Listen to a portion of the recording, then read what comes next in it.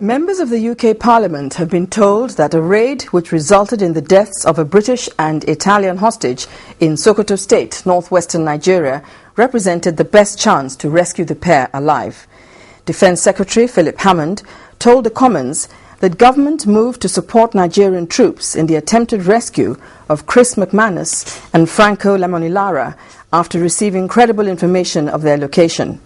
In response, Shadow Defence Secretary Jim Murphy endorsed the government's decision to launch the raid last Thursday.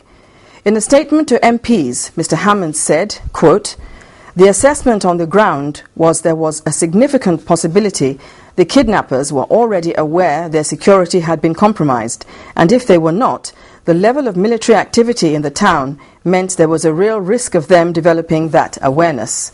The military judgment was that the hostages were facing an imminent and escalating threat, and while an immediate rescue attempt would inevitably involve risk, it represented the best chance of securing the release of Chris and Franco alive."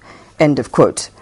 He told MPs the operation lasted about 90 minutes, but that the bodies of the two hostages were found by the troops in a room at the rear of the compound.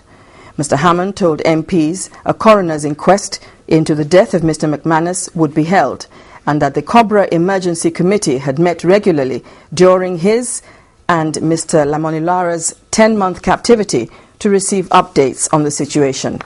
He said it continued to be the policy of the government not to pay ransom to terrorist groups who take hostages. According to Mr. Hammond, it had become clear following the kidnap that it had been carried out by the terrorist group Boko Haram, and clear demands had not been issued.